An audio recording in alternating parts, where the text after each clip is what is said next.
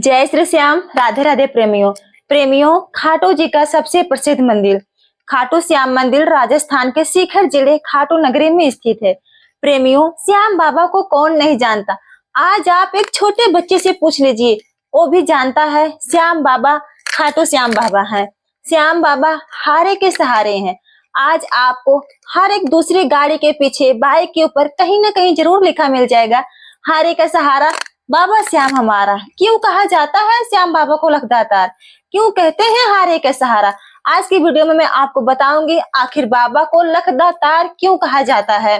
क्या है वो नाम बाबा के जो बाबा को बहुत ही प्रिय हैं, जिन नामों से बाबा को पुकारा जाता है।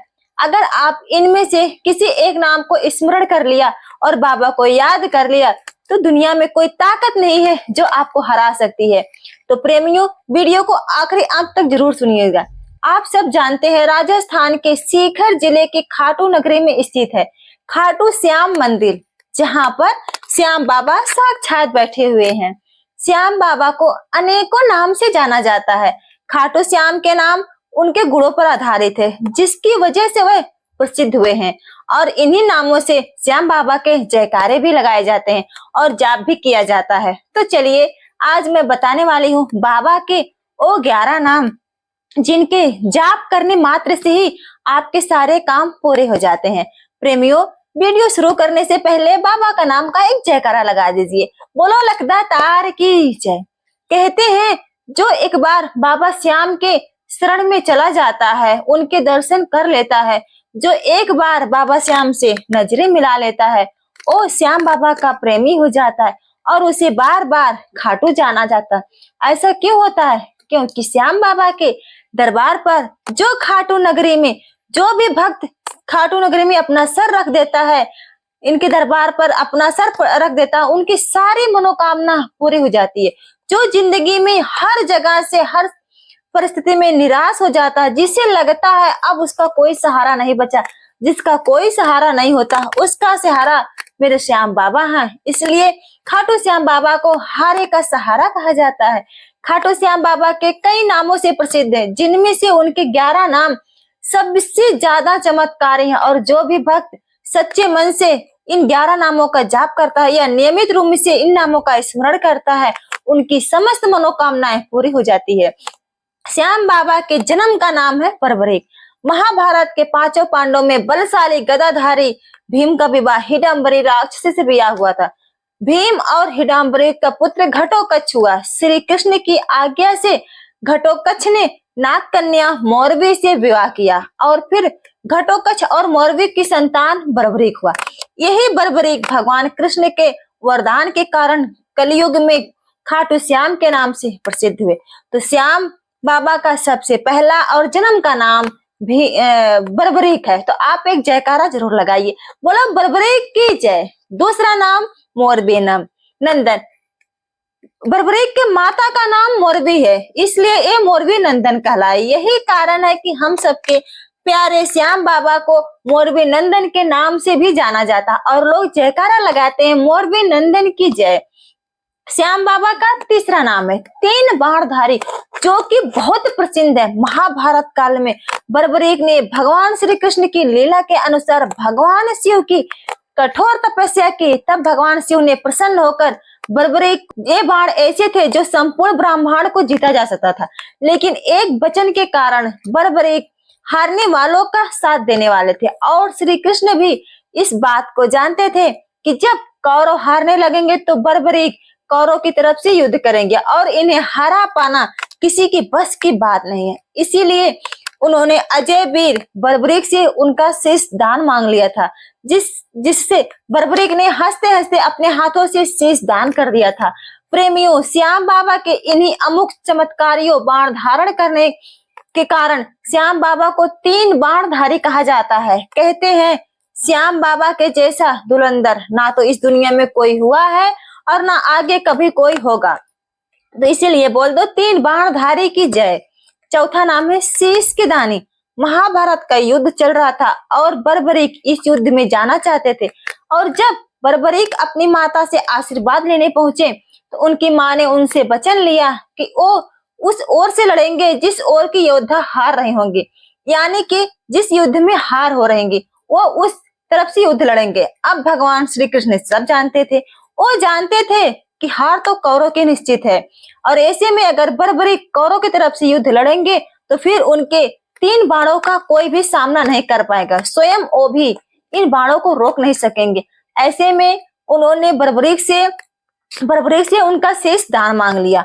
वीर और दानवीर बर्बरीक हंसते हुए अपना शेष दान कर दिया और बाबा कलयुग में शीश के दानी के नाम से प्रसिद्ध हुए। तभी बोला जाता है शीश के दानी की जय हो।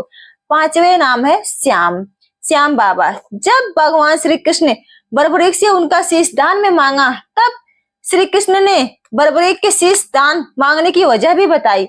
उन्होंने कहा, युद्ध आरंभ होने से पूर्व युद्ध भूमि पूजन के लिए तीनों लोकों में सर्वश्रेष्ठ की आहुति देनी होती है, और ऐसे में वीर हम 2 ही हैं, या तो मैं या तो तुम अपना बलिदान करो या तो मैं। तब बर्बरीक ने अपना शीश काटकर श्री कृष्ण को अर्पित किया।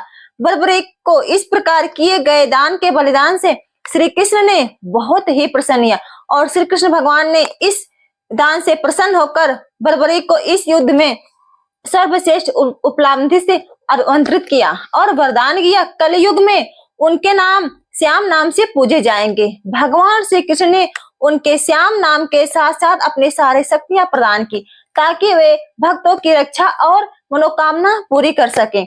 6ठा नाम है कलयुग के अवतारी। भगवान श्री कृष्ण ने अपना सबसे प्रिय नाम, जो कि माता ने दिया था, श्याम नाम बर्बरीक को दिया। भगवान श्री कृष्ण ने बर्बरीक को श्याम नाम देने के साथ उन्हें यह वरदान भी दिया कि वे कलयुग में हर घर में पूजे जाएंगे। जैसे जैसे कलयुग बढ़ेगा और उनके भक्त बढ़ेंगे, इसीलिए उन्हें कलयुग का अवतारी भी कहा जाता है। अभी कलयुग चल रहा है, ऐसे में श्याम बाबा भक्तों की आस्था के केंद्र हैं। हर साल लाखों की संख्या में लोग बाबा के दरबार में आकर हाजिरी लगाते हैं, और फागुन में भारी संख्या में लोगों की भीड़ उमड़ती है। बहुत बड़ा मेला लगता है, तो इसीलिए बाबा को कलयुग का अवतारी कहा जाता है। 7वां नाम नीले का सवार। श्याम बाबा को नीले का सवार कहा जाता है। दरअसल वीर बर्बरीक के पास नीले रंग का घोड़ा था।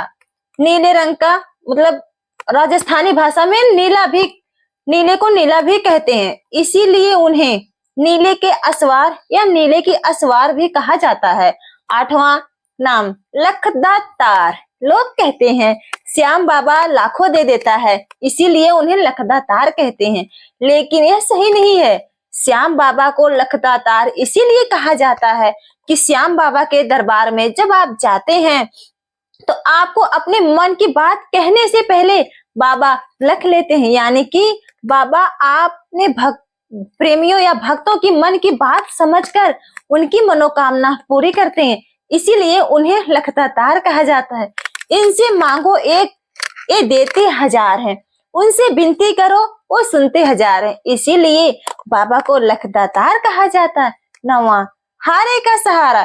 खाटू में श्याम बाबा के दरबार के चौखट पर जो एक बार हार कर अपना सर रख देता है, उसकी सारी मनोकामना पूर्ण हो जाती है, हर समस्या से छुटकारा मिल जाता है, और जो हर तरफ से निराश हो जाता है, जिसका कोई सहारा नहीं होता, उसका सहारा बाबा श्याम होते हैं। बाबा श्याम खुद उसके सहारे बन जाते हैं, और इसीलिए खाटू श्याम बाबा को हारे के सहारे के नाम से जाना जाता है। 10वां नाम खाटू नरेश। कलयुग में राजस्थान के खाटू नगरी में श्याम बाबा का शीश प्रकट हुआ था, और श्याम बाबा कलयुग में खाटू के शासक माना जाते हैं, इसीलिए भक्त प्रेमी उन्हें खाटू नरेश की जय हो ऐसा कहकर पुकारते हैं। 11वां नाम मोर छड़ी।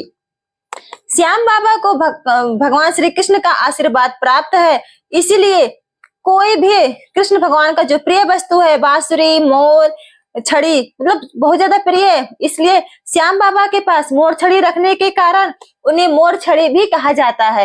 ये है प्रेमियों बाबा के 11 नाम जो प्रसिद्ध हैं। प्रेमियों, अगर इन 11 नामों में से आप कोई भी नाम सच्चे मन से, सच्ची श्रद्धा से, सच्चे भाव से याद करते हैं, उस नाम का जाप करते हैं, तो बाबा बहुत ही प्रसन्न होते हैं। और उनकी हर एक मनोकामना पूरी होती है। अगर आप किसी भी परेशानी से गुजर रहे हैं, कोई भी संकट है, तो आप इन 11 नामों में से कोई एक नाम का स्मरण कीजिए, कोई एक नाम का जाप कीजिए, कोई एक नाम का ध्यान दीजिए। बाबा हर एक नाम से प्रसन्न है। बाबा को जैसे याद करो वैसे प्रसन्न है। बाबा भाव के भूखे हैं। आपके बाबा भाव देखते हैं, आपके बाबा प्यार देखते हैं। आप बाबा को कैसे रिझाते हैं वो आपके ऊपर डिपेंड करता है। तो इसी के साथ प्रेमियों, धन्यवाद। अगर मेरी वीडियो आप लोग को अच्छी लगी हो तो अन्य प्रेमियों के साथ जरूर शेयर करें और कमेंट सेक्शन में जय श्री श्याम जरूर लिखें। तो एक बार लग जाए जयकारा, बोलो हारे के सहारे की जय, बोलो लखदा तारे की जय। जय श्री श्याम।